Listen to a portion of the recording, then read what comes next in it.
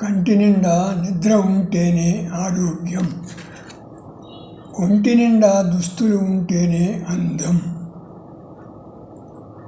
పంటి నిండా ఎనామిల్ ఉంటేనే పటుత్వం, నోటి నిండా పళ్ళు ఉంటేనే అందం.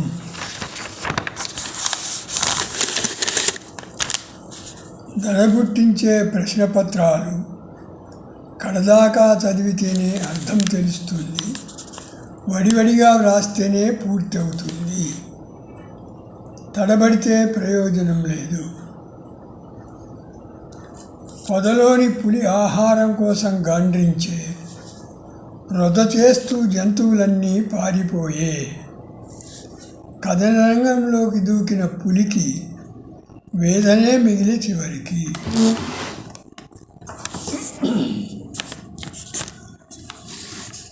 తమ శైలి బహుబాగున్నది, గమ్మత్తుగా మత్తెక్కించేలా ఉన్నది.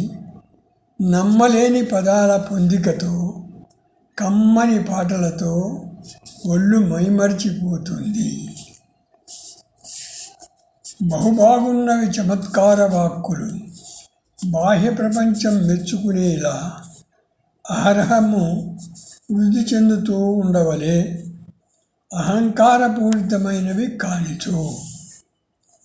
కంగారు లేకుండా పదాలను కూర్చి రంగరించి వ్రాసిన పాటలు.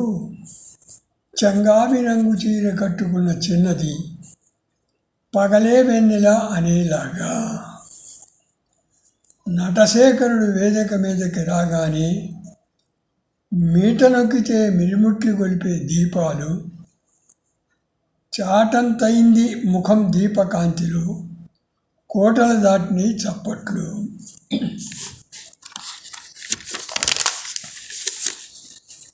తన మన అనే భేదాలేలా, మనమందరము క్షేమంగా ఉండాలి. కనుకనే అందరం కలిసి మెలిసి ఉండాలి. రానన్న వాళ్ళని వదిలేది లేదు. గంగిరెద్దులు ఇంటి ముంగిళ్లలో వంగి వంగి దండాలు పెట్టిస్తున్న కామందు.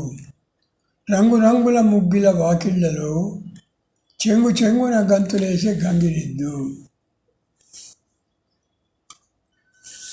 కపట వేషధారులు ఎంత మోసకారులో, శాపాలు పెడతామని భయపెడతారు, గొప్పగా అభినయము చేసెదరు, తపస్సు చేస్తున్నట్లుగా. కంభం చెరువు విస్తీర్ణంలో చాలా పెద్దది, లంబంలోనూ అంతే. పంబ రేగిపోతుంది ఎడ్లకు దాని నీళ్లు తోడేసరికి, అంబా అని అరిచే చివరకు. కందపద్యం రాయట్లో పోటీ, 100 పద్యాలు రాసినా చాలు వినసొంపుగా ఉండేటట్లు. మందలో దూరి వ్రాస్తున్నట్లు నటిస్తే రంది తీర్చుకున్నవాడవుతాడు. పాశం వేసి లాగుతాడు యముడు ఆయుష్ తీరగానే, లేశమంత కూడా ఆలోచించడు. నస్యం పట్టుపట్టి ప్రారంభిస్తాడు. వశమయ్యేదాకా వదిలితేనా?